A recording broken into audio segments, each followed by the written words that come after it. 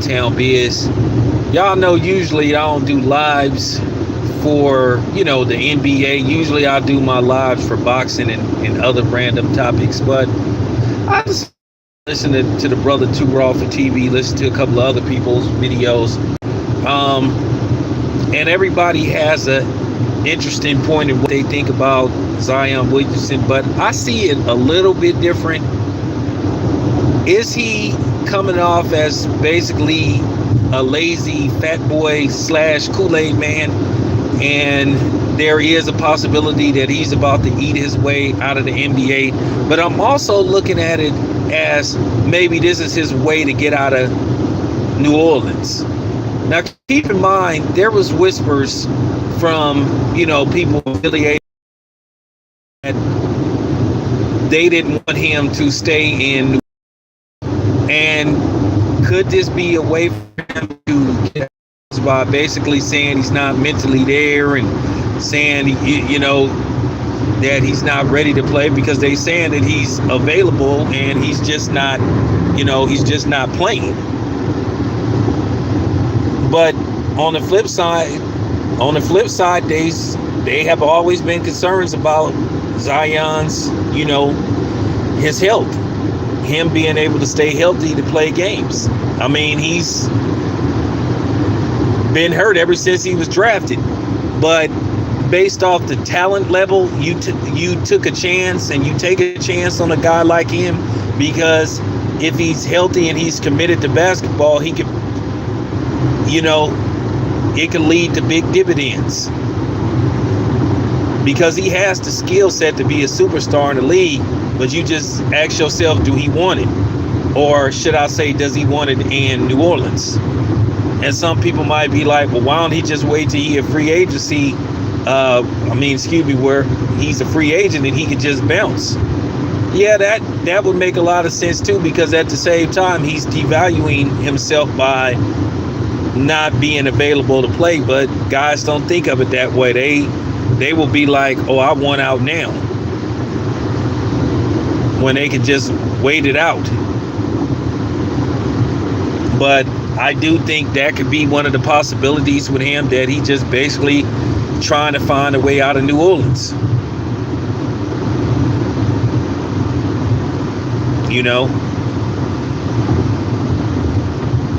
I think it's almost similar.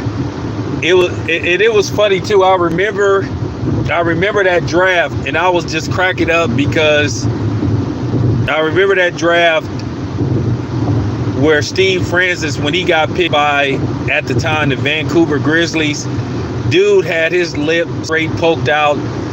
At the same time, that was unprofessional and it wasn't a good look, but it was kind of funny at the same time. So this is what I'm thinking may be the play with Zion. I think he might be trying to find a way to get out of New Orleans, and then he goes somewhere else and ball out. I've seen this happen quite a few times. There were guys that used to do that when they played with the Warriors. Tom Gugliotta, when he got it, when he left the Warriors, he started putting up some good numbers. So you could see that happen.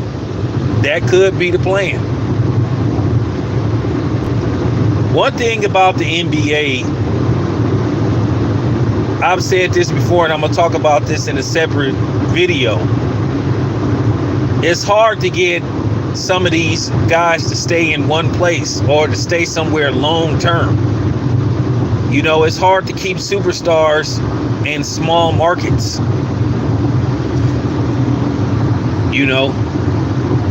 And you just heard this about Zion, that he was possibly going to pull this, basically just tanking. And that appears what he's been doing. He's just been tanking it. This guy has missed more games than he's played in his entire career. I think, what is this, year 4? So you thinking to yourself, okay, does he have the desire to be an NBA basketball player? Now, you do have guys that go in there, they like, hey man, I'm gonna get what I can out of the NBA, make a couple of million, invest it, and move on. Or make some money, move on, hopefully take care of it, invest it, and go on to bigger and better things. Or move on to other endeavors. If I'm the organization, I would just sit him down and I would try to keep it out of the media and just ask Zion, we want you to be completely honest. Because I know there's this thing with ownership have pride too, where they just don't want to get rid of a player. They feel like they're letting, as they say, the players control the team, which we all know where that come from. They used to call it the inmates were running the asylum, but that came across as racist, which it was, because they only used that terminology towards black athletes. So yeah, it was racist. But I would sit Zion down. I would call him to a meeting, him, his agent, and ask Zion straight up. Sometimes you just got to put your pride to the side, even if you with the ownership group. You see, Joe Tsai didn't do it with Kyrie Irving. He purposely prevented him from going to the Lakers. I would just sit Zion down and just be like, Zion, we gonna ask you this question and we want you to be completely honest. Do you want to be a New Orleans Pelican? Do you want to be part of this organization, or do you want out of this organization? Yes or no? If you want out, let us know some teams that you would like to be possibly traded to, and we'll see what we can do. And just keep this under wraps, keep this away from the media, and just part ways in peace. You ask him not to say nothing about the organization, and the organization don't say nothing about him. And that's how you do it. Because to me, I think it's a little bit of both. I think that he doesn't really want to be there, but at the same time, he's not healthy enough. And that's just exactly how I see it. And I know some people ain't gonna agree with me. That's fine. That's fine. But I done seen this time and time again with players, especially with NBA players. I don't know what it is about them. NBA players, they don't be wanting to play in just any city. It's very rare where you can get a guy to commit and play their entire career in one city. You know, so far you have Steph Curry, who's played his whole career at Golden State. Tim Duncan played his entire career in San Antonio. Kobe Bryant played his entire career with Los Angeles. I mean, so it's just very rare, you know. And I mean, for the most part, Karl Malone played his career in Utah. I'm pretty sure he would have did that disastrous finals with the Lakers. But, you know, nevertheless, it's just very rare to get a guy to just stay at one organization. I mean, Larry Bird, guys like that. I almost said Robert Parrish, but Robert Parrish had a. So I'm just keeping it a buck. That's just how I see it with Zion. Yeah, sorry, man. How could I forget about Reggie? But I'm just saying, it's just rare. Guys now, they don't want to play their whole career in places like that. These dudes we want, and that's the thing too. Everybody can't play in Los Angeles. Everybody can't play in Miami. Everybody can't play in Chicago. Everybody can't. Well, for the longest, a lot of people, I think, because of the ownership groups, a lot of people didn't want to play in New York. Usually that was the person's ideal place to play at, New York. But I'm just saying, these NBA guys, you know, They'll come somewhere, they'll play for a few years, then they'll go sign somewhere else. This is why I'm wondering, and I'm asking the question, and I'm thinking about Anthony Edwards. What happens when it come time to sign him, re-up him, which that should be pretty soon, because he'll be going into his 4th year. So you kind of wonder, what about LaMelo Ball? This is why Michael Jordan want to get, sell most of his shares to the team, or he's in the process, because Michael Jordan thought his name alone could get free agents to come to Charlotte, and unfortunately that hasn't been the case. And I think Michael Jordan is frustrated, like, dang, I can't keep people long term. Charlotte unfortunately is a pit stop. It's a pit stop team. It's a place you play either towards the end of your career, or the beginning or the beginning of your career if you drafted.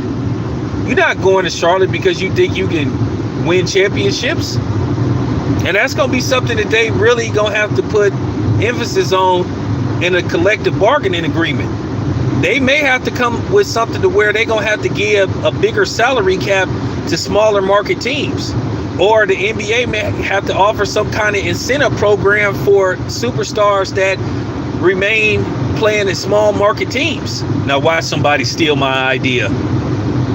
Why somebody listen to this video and they use this in a segment on one of them mainstream sports outlets, which I already know a lot of people be biting from me anyway, but it's all good. So I'm just saying.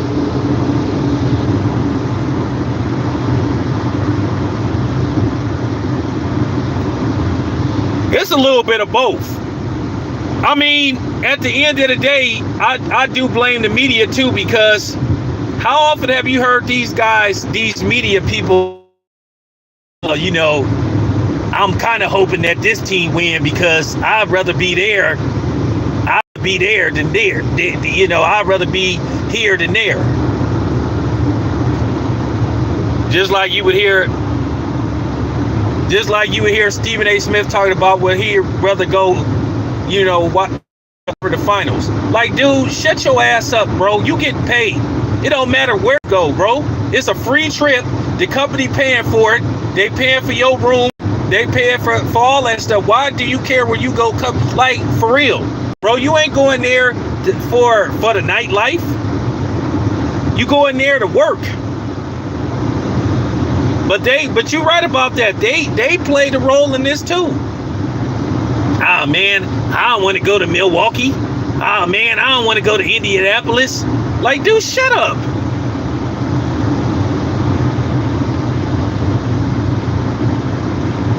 I'd rather be in I want to go to Los Angeles. I want to go, and that's the problem. So then you hear these players, hear them talking about this, and they like, well, dang, I'm not, my talent is not getting maximized, and I'm not getting enough notoriety because I'm stuck here. And you're right, that's how a lot of that starts. Somebody needs to tell Stephen A. Smith, hey, dude, shut up, dude. It don't matter where you go. It ain't about where you would rather go cover. You go cover the game based off who wins the series, or who's playing in the finals. Or, well, I ain't gonna say the Super Bowl, because the Super Bowl is in a different location every year. I'm gonna tell y'all right now, all y'all know that the Super Bowl is in Las Vegas. I can tell you Las Vegas ain't never gonna be the same after Super Bowl week.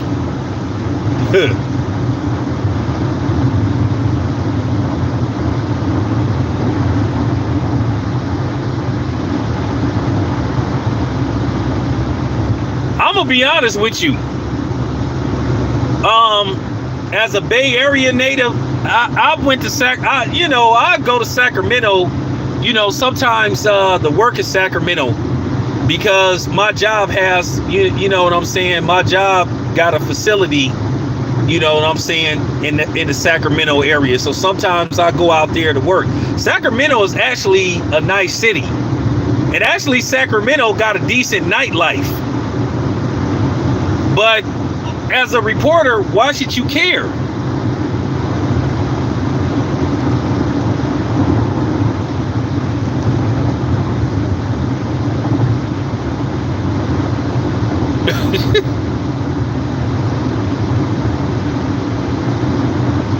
Well, yeah, I understand completely. But that's what I'm saying is the media is playing a role in this. But that's the point that I'm trying to make when it comes to Zion. Zion need to understand, hey, bro, everybody can't play for you. You know, everybody can't play, you know, in big markets. Like I said, I've been to New Orleans. New Orleans is solid.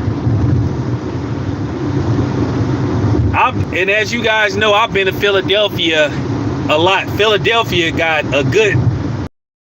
Okay, this is the thing about Philly. It's not really a tourist city, but at the same time it is. It's a lot of stuff to do in Philadelphia. Philadelphia got good scenery. It got a good nightlife. What it is. I ain't never been to Charlotte. But the people that I know that's from Charlotte, they say it ain't as bad as people make it out to be. Okay, the Bay Area is the Bay Area. As far as the night scene go, you got your choice. Oakland, downtown Oakland got some nice spots. Then they kind of gentrified downtown Oakland a little bit. Sacramento got solid nightlife. I mean, San Francisco is San Francisco. San Jose is San Jose. So it's kind of like take your pick. Now, I mean, if you willing to drive an hour to go to Sacramento, Sacramento is solid.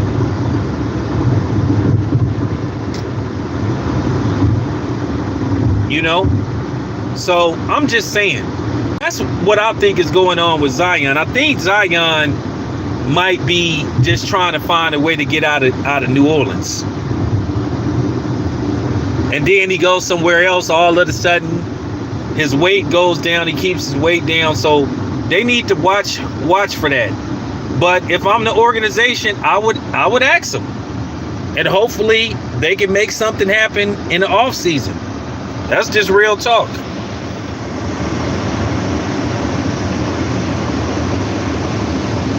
Oh, DC is lit. I've been to DC.